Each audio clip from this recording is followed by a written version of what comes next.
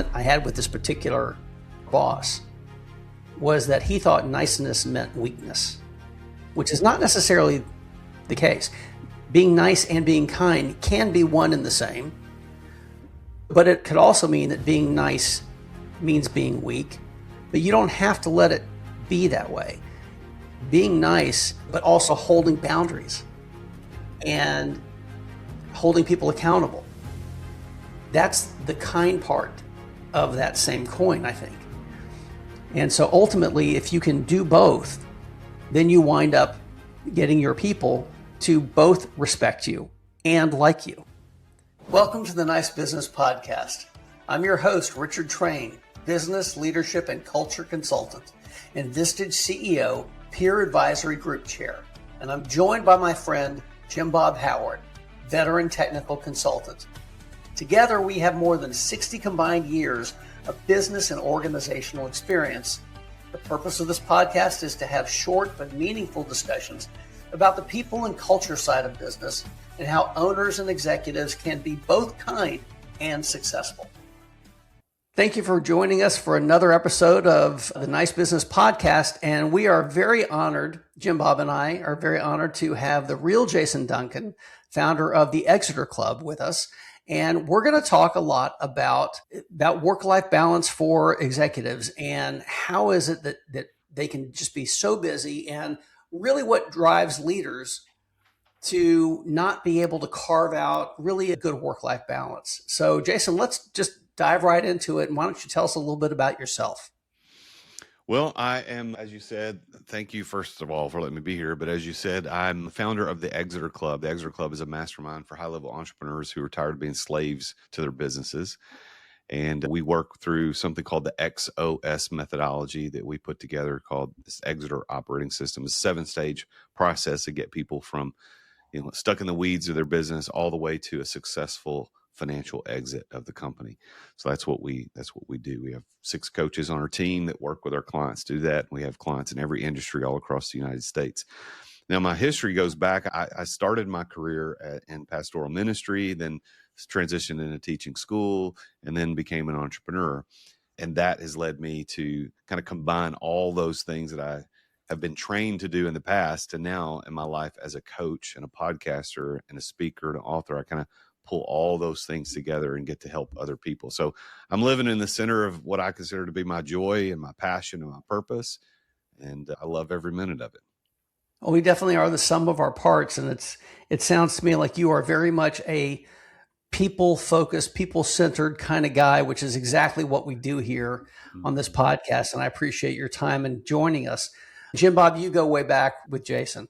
And so I'll let you chime in here too. Yeah, we've known each other for a number of years. We were talking before the recording that we haven't really talked for about a year plus COVID, which makes it 6, right? And so, but Jason and I were part of a networking group in the Nashville area, and I saw the company that he was building. I've seen, as you've been building things on LinkedIn, I've been seeing all of the things that are going on with the Exeter Club. So it's great to chat again. I definitely want to ask a little bit more about exiting, what that looks like. Is that Are you talking about, and maybe this is one of the aspects, are you talking about like, I want to get to the point where I can leave the business completely and sell it? Or is it also, I want to get out of the business so I can, I still have it, I just don't want to be in it as much? Is it a combination of those, or what's really kind of how you define that?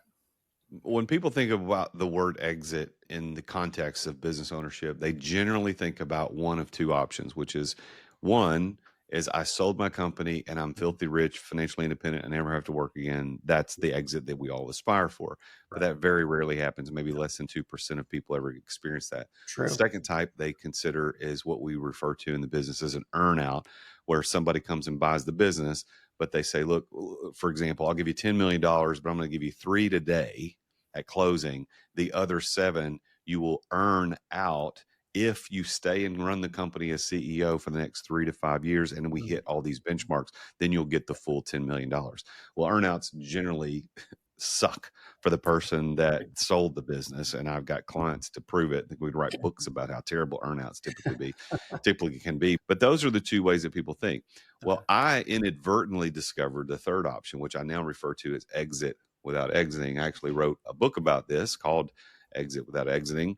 Published it. It came out in March of 2023 based on the experience that I had in my business. So in 2018, we hit what I considered to be like the gold standard for profitability in a small company. We hit $1 million in EBITDA. And so I told my business coach, I said, hey man, I want to sell the company. We're very profitable. Let's sell this thing. I don't really enjoy running the company. I hate being stuck to the day-to-days.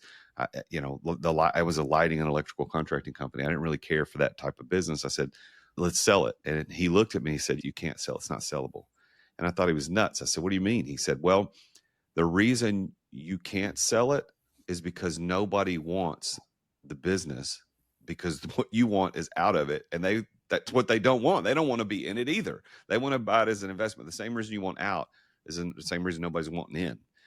And that rocked me. It shook me. I was like, well, what am I going to do? So in 2019, let me fast forward just the next year, I was obviously considering what my business coach had said. We didn't take it to market because it wouldn't have been profitable to do so. I was dealing with a business partner issue during that whole year of 2019, one that nearly tanked me financially, not just the business. And something happened at the end of that year that had never happened before. At the end of 2019, we lost money as a company. And that's the first time we'd ever lost money as a company. So we went from $1 million to the positive to now losing money. And there was only one reason why. It was because of me. I'd spent maybe 25% of my energy and effort paying attention to the business in 19, where in 2018 and beyond, before that, I'd been 100% involved. And that proved my business coach's point. He said, this is what happens when the business is too dependent on the owner. And that changed everything for me. That was when I said, okay, I got to figure a different way. And so for the next 18 months or so, I figured a way to exit without exiting and maintain ownership and financial control of the business and income from the business. And I wrote a book about that experience. Nice. Fantastic. And I will tell you that I've been seeing a lot of this, especially lately. As you both know, I have not so many months ago retired from a long-time position, and I started my own consultancy, and I'm also building a Vistage CEO peer advisory group. And I'm talking to CEOs and business leaders and business owners all the time. And you see the same stories over and over again. I can't pick my head up out of the weeds. I'm so busy. I don't have any time for this, that, or the other. I don't have time for a coach. I don't have time for joining a peer group, but I really want to. But it's more than just doing things to help yourself in your business. What else is being left to the side? Are you not going to your kids' soccer games? Are you not able to spend time? I mean, both of you are religious men. Are you not able to really spend time with your church or your community organization or things like that? There are any number of different personal things that you would love to be able to. I mean, playing golf. Maybe you just want to get out there and play a round of golf and you just can't because your head is always in the business. You're working in the business. You're not working on it. And it is really a shame to see, because that is the first sign of trajectory towards executive burnout. Thoughts on that, guys? Yeah, I believe that, I think it was Michael Gerber who coined this phrase of work on the business, not in the business. And he wrote about that in the E-Myth. And that's a fantastic book. I think everybody should read that book. Yep. I built on that and expanded that concept over the years now that after writing Exit Without Exiting, and I've seen other clients go through this process. I think there's a third level. There's in the business, which is what owner operators do. I believe that's where 90+% of entrepreneurs stay. They stay in the business as an owner operator. If you think about it as let's think an ice cream shop. If I own an ice cream shop and I'm owner operator, I'm ordering the ice cream or making the ice cream. I'm scooping the ice cream. I'm checking the customers out. I'm opening the store, closing the store, doing the books. That's an owner operator. And most entrepreneurs stay in the business most of their career. What Michael Gerber talks about is moving into working on the business. Well, I consider that tier 2 entrepreneurship. That's an owner manager. An owner operator, and you got an owner manager. And I'd say 5 to maybe 8% of entrepreneurs ever really truly become owner managers. So in the ice cream shop analogy, they're not necessarily scooping the ice cream or ordering it, but they are in charge of all of those things. And if they're not there to make sure it gets done, it probably won't happen. So they're still, Right. and they may have 3 or 4 shops, but they're still required to be there. So they're not in it, they're on it. But I believe there's a third tier, and this is what we teach in the Exeter Club. The third tier of entrepreneurship is owner investor. This is when you're not working in or on, you're working above. You're now looking at the fact that this is an investment for me. And so now I own a chain of ice cream shops that I have a team that manages and systems. And I look at a financial dashboard on a monthly basis, and I meet with my leaders on a quarterly basis, and I make sure that it's working and I'm making money from my investment. That's the difference between in, on, and above, the 3 tiers of the entrepreneurial evolution. I think you said the key word there is systems. Yeah. Having systems in place, developing the systems to make sure that they run the way you want them to run, and that you can then backfill them with the people that you can trust to run them. Mm-hmm. And it's basically a plug and play. So my question on that, though, Jason, is from, say you own a business, you've started a business, you've built it, up to a certain point. When can you start making those transitions? When do you go from owner operator to owner manager to owner investor? When are there signs? Are there, specific times that, within, like, I need it to be within 5 years or within 10 years? How do I know that it's really time for me to move on to that next thing, and that or even just have a plan to know how I move on to the next thing? That's a great question, and it's one worth considering. I would say that there is no hard and fast rules on any of this. Listen, if you want to open an ice cream shop and that's what you want to do for the rest of your life, and you don't mind scooping ice cream and that's all you want, that's great. Owner operator, there's nothing wrong with being an owner operator inherently. But I think most of us, if we're honest, when we started our companies, we didn't start a company just to have a better job. We started our companies to do something, like provide us freedom, the ability to choose what we do with our day and what we do with our time, and make more money. Those are the reasons that most people start businesses. So is there a specific time frame when you move out of tier 1 into tier 2? No, I don't think there is. I think it's just, what do you want? And I think this is where people, Richard, you were talking about the fact that you hear so many people say, I'm too busy. Well, they're just not being honest, because if they want freedom, you're too busy for freedom.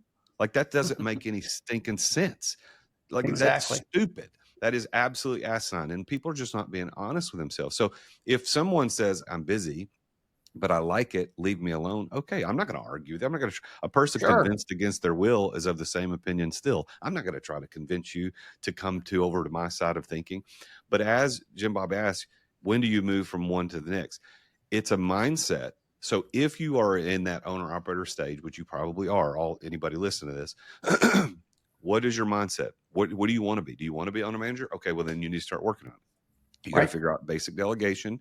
You got to assemble a support squad of people around you. And then you have to start building what we call your A team. Those are the first 3 stages of the XOS method. Those things have to start happening. And as you do that, you will start noticing the ascendancy from being stuck in the grind to being, oh, now I'm overseeing the grind. I'm still in it, but I'm just not as deep in it as I was. And you start moving. I was talking to a guy just yesterday. He runs a company doing about $15 million a year with a 20% EBITDA. So just do the math. That's a pretty hefty bottom line. Doing really well, but he's working 50 plus hours a week. His business partner is working 70 plus hours a week. And he's like, there's got to be something different here. He goes, I have all the toys. I have all the houses. I have all the cars. Like, I've got what I want. He said, but I don't have the time to do anything with it. Right? Yeah. That's why we exist. Right. Ultimately, it comes down to, absolutely right, what do you want? And that's really, whether somebody is a client of yours or whether somebody is another coach, ultimately, one of the first things that they should be asking a client or a prospective client is, what do you want? What is it that you're looking for? Because what you say and what you're actually doing may be different. So that then the job is to figure out how to get you from there to there. Yep. And find that it's too common for people to be so down in the weeds that they really can't see that. What do you think is the first step that they should be taking? If we just go practically through the methodology that we built, it's basic delegation. You've got to make sure you embrace delegation through that process. But I think the overall issue behind all of this is mindset. Mindset. There's something that I write about in my book and I talk about frequently that I refer to as the hero syndrome. And the hero syndrome affects most entrepreneurs. And what that means is they put on the cape, they swoop in, they save the day because they're the best at it. They have superpowers that nobody else has about. They can see things and do things in that business that nobody else can do.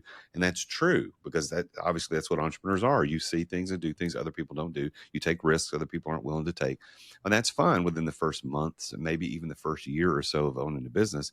But the hero syndrome ends up becoming a permanent condition and they keep the cape on. And I can tell you this, Elon Musk does not have hero syndrome. Jeff Bezos does not have hero syndrome. Like you go, Steve Jobs did not have the hero syndrome. Any of these guys that are running billion and trillion dollar companies, they gave up the cape a long time ago.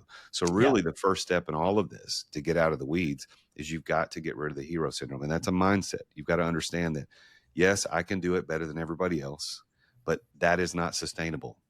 Like I've got sitting across from me that is off camera as a brand new employee of mine, marketing strategist I just hired. Right now, I am the marketing department from that company. It's a small company. I'm doing it all. And right now I know it better than anybody else, but I also understand that I can't be stuck in that. Like I got to drink, I got to eat my own dog food, right? I'm teaching this stuff. I got to do it too. So I hired somebody who right now is green and doesn't understand all the intricacies, but has the education and the experience to take me to the next level. Right. Now, if I had the hero syndrome, I wouldn't have hired this person. I wouldn't have hired her. I would have said, you know what, I can do this. I'll figure it out.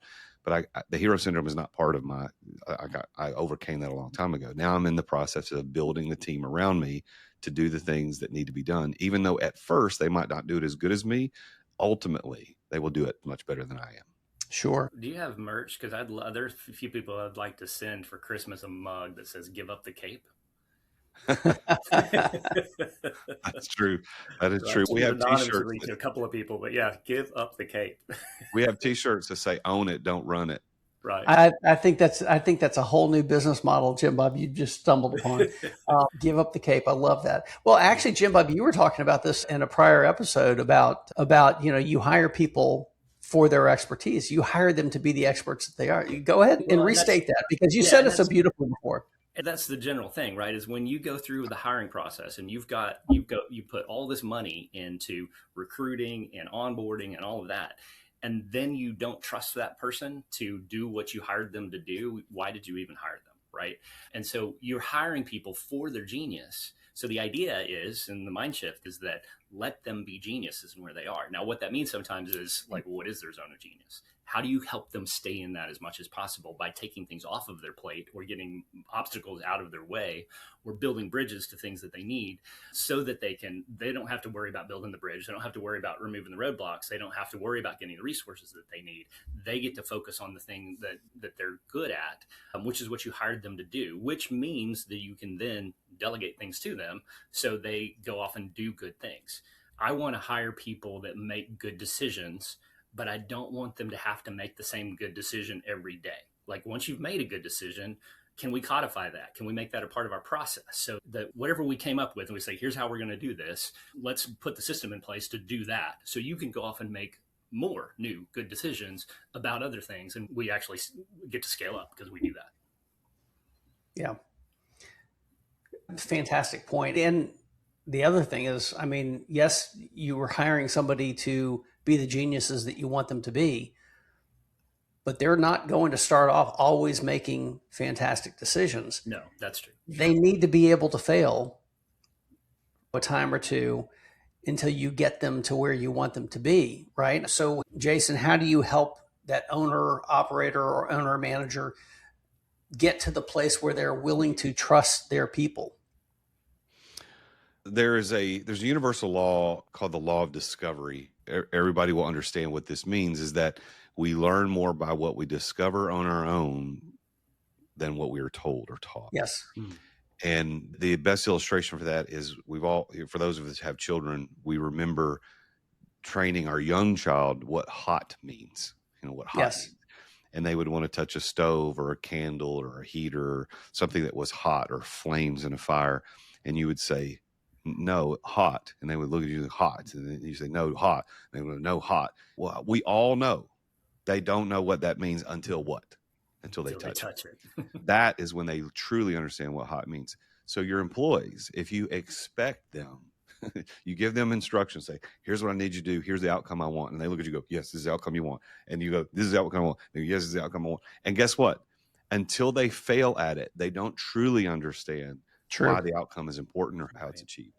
So you got to get comfortable with it. Now, if they continue to fail, they need to be fired. That's just that they're incompetent in that particular role that you've hired them for. They can't stay. But you've got to understand the law of discovery. And if you don't believe in the law of discovery, that means you think you're smarter than every other human on earth. And that is obviously not true. Mm-hmm. Right. What would you say is probably the hardest thing for an owner to overcome or learn in order to get to that place where they can pull themselves out of the weeds? I think what you said earlier is trust. I think that they really have a hard time trusting other people. And I think that's the hardest thing for most people to overcome. But trust can be built through proper guardrails and systems. So if you put the right systems in place and dashboards and KPIs, and there's all, these cliches, but they're all true. Like if you put these in place, you can trust but verify. You can make sure you trust them to do it, but then you're going to verify that it gets done. I was speaking at an event last night in Nashville, and I was talking about what it means to lead. And one of the things it means to lead is empower others. Mm-hmm. And there's a story I shared about Dwight Eisenhower when he was preparing for D-Day. He knew he couldn't be on the ground when all these people were obviously landing on the beach. He couldn't be there to oversee it. And he said something, actually, I've got the quote here. I'm going to read it because I don't want to screw this up. It was my notes from last night. He said, "You're going to make decisions on the ground that I cannot make for you. I trust your judgment. I trust your judgment." And so that wasn't a decision about whether they're running the right marketing campaign or they're going to do the new newsletter right for your business. This was lives. These were tens of thousands of lives. And he had to empower him to trust him. But then he said, and this is the quote that makes it more powerful. He says, "If any blame or fault attaches to this attempt, it is mine alone." So not only did he trust them to do it, but he understood that ultimately the buck stopped with him. And then if this D-Day failed, I will accept that responsibility. Sign of an amazing leader. Yes. And we're going back all the way back to World War II. And here we are in the 21st century, still rings true. Yeah. Yep. Human nature is human nature. And good leadership is good leadership, regardless of what area you're in. But views on leadership can be wildly different. I mean, Jim Bob knows this. I've told this story before. I used to run a company for a couple of guys who, one of them was a raging narcissist, and, who shall remain nameless in the company too. But he actually told me once that he thought that I was too nice to the team. And which kind of gets to something that you and I were talking about, Jason, in our prior discussion. And he said, if they don't fear you a little bit, then at least a little bit, then they don't respect you. Dwight Eisenhower proved that to be completely different. And ultimately, I think that the whole reason for this podcast is the Nice Business Podcast. And Jason, you asked me in our prior discussion, we talk about being nice or being kind. So I would like to hear your thoughts on that, because really we're talking about both, aren't we? Being nice and kind, and how does that relate to leadership? Yeah. I don't know where this concept first appeared. It was somewhere on social media, and it was some woman or girl talking about the difference between nice and kind. And I will not do it justice to try to repeat how she explained it, but she was talking about the difference between people who live in Philadelphia versus people who live in Memphis or something. It was two cities that we would all understand, because people in this city are nice, but the people in this city are kind. Maybe it was Philly and New York. I don't know what she was saying, but it was the first time I'd ever heard somebody try to draw a distinction between those two words because I always assumed that they meant the same thing. So when you invited me to be on the Nice Business podcast and we got to talking about that word nice, I said, the idea really is not to be nice, it's to be kind. And I know that there's a play on words here. Hey, nice business. And then we also want to be nice. But nice, if you look at it, nice is just usually about avoiding discomfort. That's usually Right. what nice is. And kind is about doing what actually helps. So nice is keeping the peace, where kind is telling the truth even when it hurts. Nice is wanting to be liked. And Yep. then kind is wanting another person to grow. Yeah. So you can look at, if you catch a bear or a small animal in a trap, a claw trap, and they're obviously still alive, but they're hurt and you want to help them. Well, the nice thing to do would just be go up and pet them and give them some water and just make them comfortable. That's nice. But the kind thing to do would be to, hold them down, pin them where they don't bite you or hurt themselves or hurt you anymore, which is not comfortable. And then pry those jaws open, the clamp, and then let their bloody leg or stump get out of there and they can be free. That's kind, but it's not very nice. Yeah. And I think that for entrepreneurs and leaders, especially, that a lot of us struggle that. I am the first person to admit that I am way more nice than I am kind. And I am, as I grow older, I'm trying to flip that. Not that I don't want to be nice, right? I think being nice is an appropriate thing, but to the neglect of being kind, I'm a nice guy. I'm nice to my employees, but sometimes I probably should be more kind in that, hey, that was a really dumb decision. Why did you do that? Where I probably wouldn't say that because that's not nice to say. So I need Right. to be better at being kind, but not giving up being nice. We all want to be nice. We all want to be liked. But at the same time, being nice does not necessarily have to mean only. I think the misperception that I had with this particular former boss was that he thought niceness meant weakness, which is not necessarily the case. Being nice and being kind can be one and the same, Right. but it could also mean that being nice means being weak, but you don't have to let it be that way. Being nice, but also holding boundaries and holding people accountable. That's the kind part of that same coin, I think. And so ultimately, if you can do both, then you wind up getting your people to both respect you and like you. Yeah. But it's not an easy thing to do. Well, and I think that all of this makes me think of, I guess, a quote or at least a policy at Netflix that Reed Hastings put in his book, No Rules, which is adequate employees receive a generous severance package. Right. And that's being kind to them. It's being kind to the team that's having to pull their weight. It's being kind all the way around. It may not feel very nice when you get a severance package when you weren't expecting to be leaving the company, but it is kind because it realizes that what you're doing here is not up to the level that our organization is firing on. And we've got people that are driving excellence and you're being adequate. It doesn't mean that there's not some opportunity to say, hey, that was a dumb decision. Why'd you do that? But also give them the opportunity to say, hey, look, you have the ability to take these risks. And the outcome is really going to be important. It's not that you can't fail, but fail too many times and you're going to be getting a generous severance package and you'll be on your way out. But that's the difference, right? You'd think of, being let go from a company because you weren't performing might seem like that's not very nice. Why didn't they give me, an improvement plan or something along those lines? And, most improvement plans are just, delaying the inevitable of letting you go, right? If you don't know how to improve or you don't know what you need to do to improve and you're just given a little extra time, well, it's a great opportunity for you to go look for another job, for one thing. But which isn't nice to the people that you're being more of a deadweight to. And that's not very kind to you either, right? So that's what I, just kind of hearing, Jason, you say the difference between nice and kind, it really kind of drives home that it would be easy to be nice on the surface to people. Like, hey, I want to be liked. I want you to feel good about yourself. But sometimes feeling good about yourself is not really what you need. You need to know that you need to up your performance. You need to take some more training. You need to get a coach that's going to help you make some of these decisions and move forward. Right.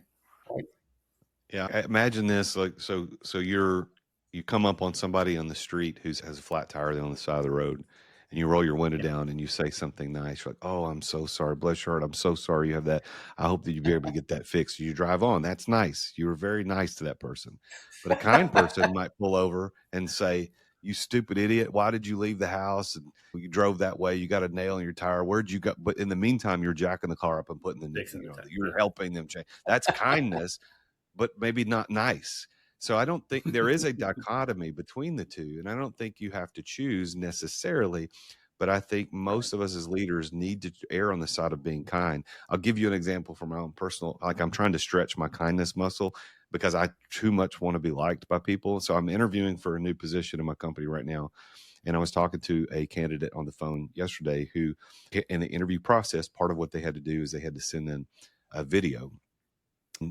And it's something that this candidate did in the video was just to say not appropriate makes it sound worse than it is, but it wasn't appropriate for what should have happened in an interview process, but not enough for me not to pursue the person because otherwise, like, this is a great candidate. Well, on the Right. phone, it would have been nice just to ignore that, like to not to say it. But I actually decided, you know what, I'm going to say something. So I said, so I asked her, I said, "Why did you do?" And then I told her what it was, and she, of course, knew what it was. It wasn't like it was a secret. And she explained herself, not defensively. She explained herself. She didn't even feel offended by what I said. And we carried on with the rest of the conversation. You know what she did? She texted me afterwards. Now, of course, she's trying to get a job, so we could put that in the context. But she texted me afterwards, like personally, said, "You know what? Actually, it was the next morning. She said, I've thought about what you said, and you're exactly right. I am selling myself short on this particular thing. And that type of feedback is very helpful. So whether I end up working for you or not, that really is going to help me moving forward." So that was me being kind and Mhm. choosing not to just be nice by ignoring the fact that there was something that happened that was slightly inappropriate. And I say inappropriate, it sounds like she had something that she shouldn't have shown. It was just she did something in an interview you probably shouldn't have done, but not bad. It just wasn't done. So Right. anyhow, that's an example of my own life. I'm trying to stretch my kindness muscle because I've all my life wanted to be liked, not to the point where I'm a people pleaser, but I just want to make sure I represent well and that people like me. But Right. sometimes in pursuit of that, I don't do the kind thing. Well, and there are times too when someone's asking for feedback and you really have some feedback you want to give them, but you're afraid Yeah. that they're not going to like you if you give it. There's that challenge. I had a coworker one time who I'd encouraged to make known the things that they were doing because most of the organization didn't realize just what value they were bringing. And they ended up actually finding another job and leaving. And that's when the company that they were working for realized, oh, wait, who did we just lose? Right. And in a conversation with that person, they asked, and there was a history of them minimizing themselves, too, and not speaking up and saying, "Here's what I've done and here's what I've brought." Maybe I'm not that good, those types of things. And I'm like, don't say that. You are good enough. You were hired to do this. If you feel like you're not doing a good enough job, then learn how to do it better. But everyone else is feeling like you're doing a pretty good job, but only those who are seeing it. So you need to make it more visible. You need to report up and let them know, here's what I'm managing, here's what's going on, just so you have an idea. Advocate for yourself. Yeah, advocate for themselves. And so as they were leaving, they said, that's probably my fault. And I said, I did. I was on that fence between nice and kind. Is I could have said, no, it wasn't your fault. They should have known what you were doing. But what I said was, it would have been great if they had realized what you're doing, but they've all got their own things that they've got going on. And you're going to have to advocate for yourself and put yourself out there. So, it's not going to change where you are now, but in the new company that you're going to, take this advice. And I'm not saying toot your own horn. I'm just saying, you don't need to be out there like, look how great I am. Look at my cape. Right. But also you do need to report and you do need to give that information to folks. This is what I'm doing. By the way, my role has expanded because I saw this need.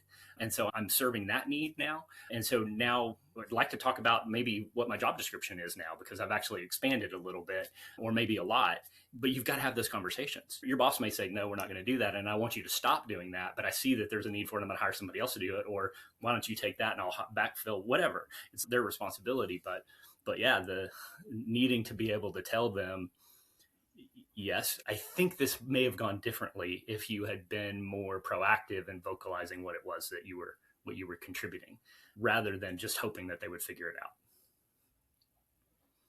Yeah, that extremely well said, Jim Bob. And I have to say that as far as being kind and being nice, we're not just talking about leaders to their people. We're talking about being kind to themselves. I'm kind of going back full circle to our original point about leaders, what drives leaders to always be so busy they can't carve out a work-life balance. Being kind to themselves also means being honest. And back to what you were talking about, Jason, about trust. They need to trust themselves, don't they? Yeah. If you can't trust yourself, I mean, if you are not experiencing success in any aspect of life, it comes down to one of two reasons: lack of discipline or lack of trust.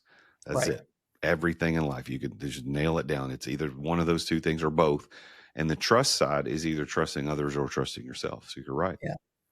Yeah. Ultimately, I think that most leaders want to get to a place where they can feel like what they have done is enough, that they've left a legacy, or that they have something that is running on their own, that they don't have to always be the one doing everything, unless that's just what their absolute love is, to always be in the thick of things. But I don't think most people that I've spoken with really feel like that. I think that they want to get to a place where they can pull back a little bit, but that'll take trust in yourself and being kind to yourself. Yep. So, I'm hoping that this discussion has helped to open some people's eyes about some things that they can do. Hopefully that they will to reach out. Where can they get your book, Jason? So for your listeners that want to get a free copy, I'll be happy to send a free copy. Just cover the ship and handling. You can go to therealjasonduncan.com/free book. That's therealjasonduncan.com/free book. Well, thank you very much. This has been a great conversation. I really appreciate it. And I'm glad two of you guys have been able to reconnect a little bit through the podcast, but also, if anybody has any questions about your book or what you provide or anything that we do, we're going to make sure to include your contact information in the show notes and everything. So thanks for joining us. Thank you. Thanks for joining us for this episode of the Nice Business Podcast. We hope you got some valuable information and inspiration. We're always looking for great stories that will help your business be more kind and successful. And if you know of one we should hear or someone that would be a great interview, please let us know. To contact me, click the link here to go to my website or use this QR code. I wish you a nice business.